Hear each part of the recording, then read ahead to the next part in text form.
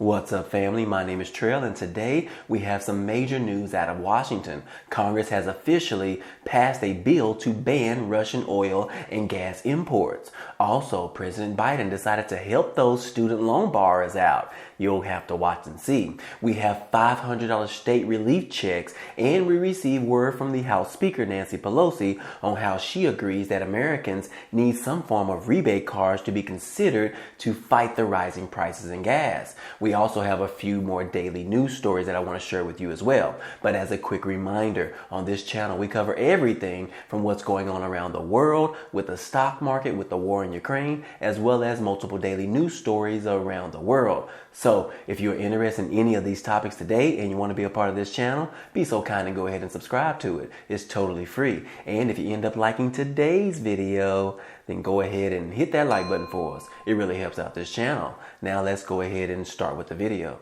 Okay guys, I wanted to remind you about the free $100 that you can get within a couple of weeks. Chime Bank is offering new customers free $100 if you sign up using a referral code and setting up a direct deposit from your employer. Now, once you reach a total of $200 being direct deposited, you will immediately get an additional $100. Now, I actually did this recently just to verify that everything was legit, and I received my money the same time that I met my $200 threshold. So if you have income and you want to receive this free $100, sign up today using the link down below, and then go ahead and share your link with your family and friends so that they can benefit as well. If you have any questions, don't hesitate to ask.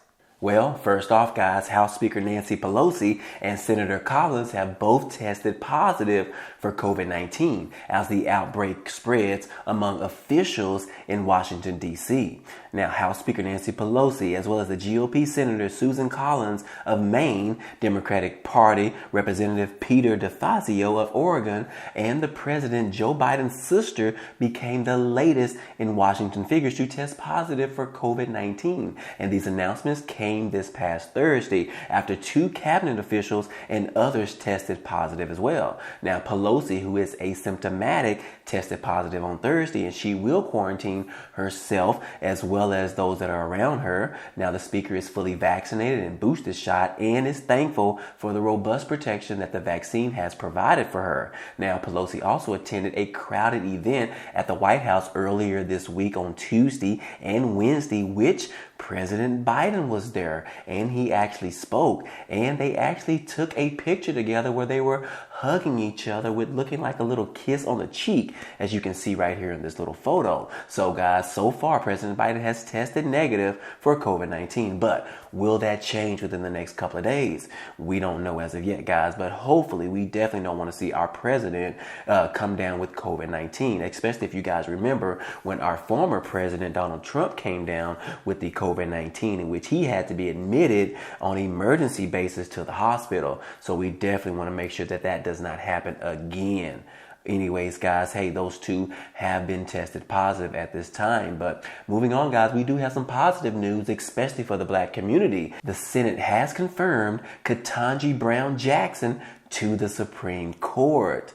Yes, the Senate on Thursday voted 53-47 to confirm Judge Ketanji Brown Jackson to the Supreme Court. Now, 3 Republican senators, Mitt Romney of Utah, Lisa Murkowski of Alaska, and Susan Collins of Maine, joined all 48 Democrats and 2 independents in voting to confirm Jackson to the nation's highest court. Now, Jackson, who is 51 years old, will become the Supreme Court's 116th justice and the first black woman ever to sit on its bench. Now, the Vice President Kamala Harris, the nation's first woman, first black person, and first Asian American to hold the office, presided over the historic vote. Now, the final tally, which was delayed by more than 15 minutes by the GOP Kentucky Senator Rand Paul's absence, was met with applause in the chamber when Harris announced this vote. And she said that, look, I am feeling overjoyed board right now. Harris told reporters that she left the Senate, and I am feeling a deep sense of pride in who we are as a nation. And Kamala Harris went on to say that I think it makes a very important statement about who we aspire to be. On our highest court in the land, we want to make sure that there is going to be a full representation of the finest and brightest and the best, and that's what happened today. Ketanji Brown has been nominated for the Supreme Court, guys. We definitely want to give some praise to that as well. But moving on, guys. Hey, Congress ended up passing a bill earlier this week on the Russian oil ban of Russian oil and gas imports, which is going to send a measure to President Biden. Now, Congress voted to ban imports of oil, gas, and coal from Russia. The bill, which heads to President Joe Biden's desk this week or by the end of this week, would codify a step Biden took last month to ban Russian energy imports in response to Moscow's unprovoked invasion of Ukraine. And the vote followed overwhelmingly passage of a separate bill to revoke permanent normal trade relations with Russia. And the Senate passed this particular legislation in a 100-0 vote on Thursday. The House then approved of it with a 413-9 vote and sent it to President Joe Biden's desk for his signature. Now, the bill does prohibit importation of oil, gas, coal, and other energy products from Russia. It comes nearly a month after Biden signed an executive order that mandated essentially the same steps. Now, the bill also codifies Biden's order into law, making it far more difficult for a future president to reverse it. The legislation passed after having been bogged down in the Senate for weeks. So, this particular package is about bringing every tool of economic pressure to bear on President Vladimir Putin of Russia and his oligarch cronies, said Senator Ron Wyden of Oregon in a statement on the measures. Putin's Russia does not deserve to be a part of the economic order that has existed since the end of World War II. So again, guys, this just put a more of a stamp on being the banning on the Russian oil, gas imports, energy imports, and other things like that. This is going to put more pressure on the president of Russia to make the change and go ahead and revoke this invasion on Ukraine. So far, that has not happened as of yet, but hopefully we will see that within the next couple of weeks. Moving on, guys. Hey, we do have some positive news coming out of Washington because President Biden, he has decided to extend the student loan pause. And yes, this article talks about the student loan pause has been extended until the end of the summer. This is something that a lot of student loan borrowers were pressuring the president as well as Congress to go ahead and pause this for a little while longer, especially as Americans are still trying to recover from the pandemic. But the Biden administration announced this past Wednesday that it has again extending the moratorium on federal student loan repayments, interest and collections, and this time until the summer end, August 31st. The U.S. Department of Education also unveiled a plan to reset the roughly 7 million borrowers who are in default right now, using the pandemic pause to restore their accounts to good standing. They are saying in a statement that we are still recovering from the pandemic and the unprecedented economic disruption it has caused, said President Biden in a statement. He said that if loan repayments were to resume on schedule in May, analysis of recent data from the Federal Reserve suggests that millions of student loan borrowers would face significant economic hardship, and delinquencies and defaults could threaten Americans' financial stability. Now, the loan repayment freeze began in March of 2020 at the beginning of the pandemic and will now last at least 2.5 years later, which is an unprecedented respite in the financial lives of tens of millions of borrowers. According to the latest department data, 500,000 federal student loan borrowers out of more than 43 million have been repaying their loans during the pause. Now, this is the 7th time that the moratorium has been extended by the Trump and the Biden administration, according to the Education Department's Office of Federal Student Loan Aid. The latest extension comes after reports of a department email to loan servicers telling them not to communicate with borrowers about the previous repayment deadline, which was May the 1st. So again, guys, this is some very good news for those that owe in student loans right now, because because they're giving them just a little bit more time, about 3 to 4 months more, in which they will not have to worry about paying their student loans back, as well as accruing interest on those loans as well. So this is some very good news. Well, guys, as most of you are suffering right now at the gas pumps because of the increase in gas prices, there have been a lot of talks from lawmakers and people in Congress talking about that they should send out gas cards. We have seen proposals about $30 gas cards. We have seen proposals about $150 gas cards. We have seen proposals on pausing the gas tax holiday. I mean, so many things right now in regards to the increase in gas prices. And then we heard from House Speaker Nancy Pelosi, in which she came out to discuss the issue regarding those proposals in regards to rebate cards, payments being considered to fight gas costs. Now, as gas prices continue to rise in the United States and spiking to record highs in March, House Speaker Nancy Pelosi said that a refund might be on the way. Now, during a press conference on Thursday, the idea of giving American rebate cards or direct payments was brought up again, to which Pelosi said those are things that are being considered right now.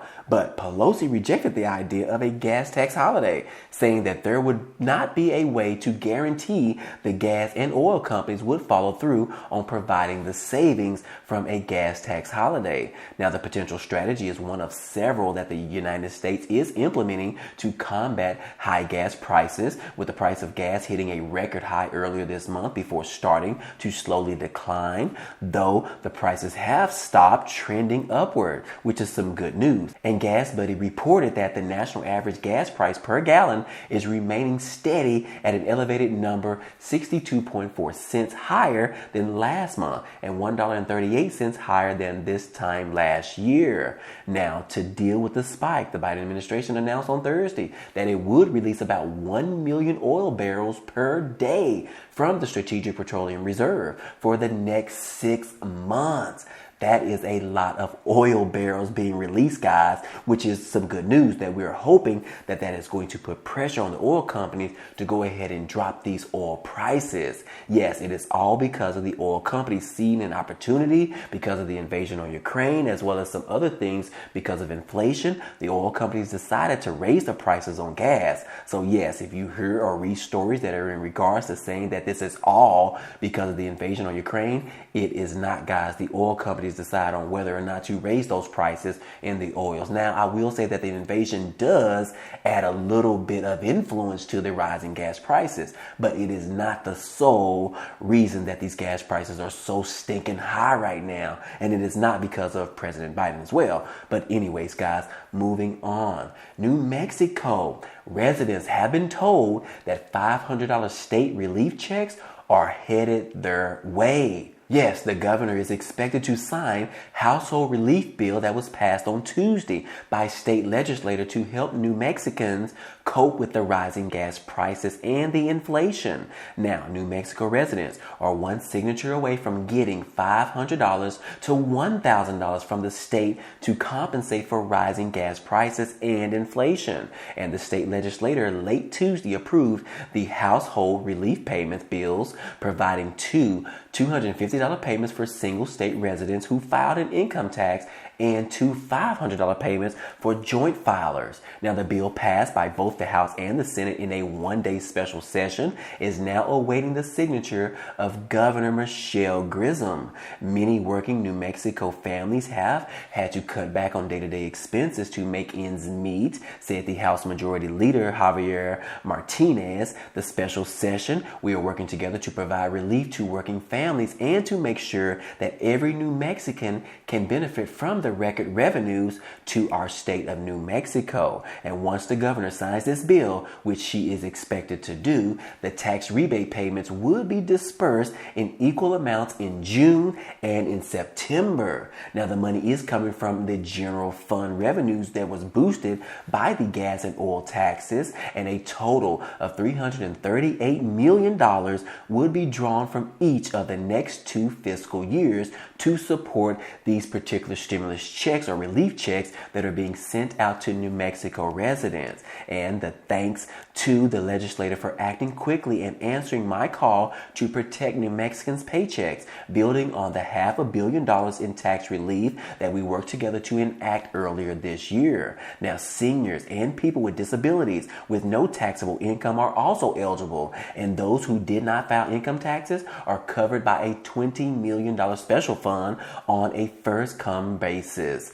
Only dependents on a parent or guardian's tax form would be excluded. Now, and they said in the statement that we have the opportunity to build on the work we did during the recent 30-day session to put more money back into the pockets of New Mexicans at a time when they need it the most. And the state earlier this year approved tax rebates and a child income tax credit for families. So again, guys, New Mexico has it going on right now. They are about to send these checks out very quickly because they are just waiting on a signature from the governor, which the bill has already passed, guys. So yes, those people that are married could be receiving $1,000, and then single filers could be receiving up to $500. And those checks will be coming in June and in September. That is some awesome news, guys. We love to see these stories like this. Now, if we can just see the other states particularly invoke something like this as well, they need to follow the lead of New Mexico, I will say. But anyways, guys, hey, I hope all of this information in this video was helpful to you today.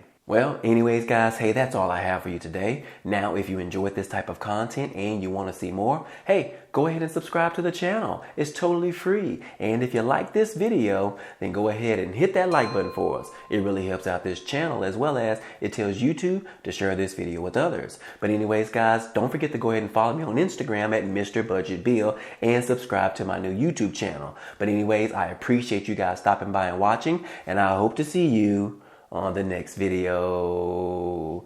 Peace.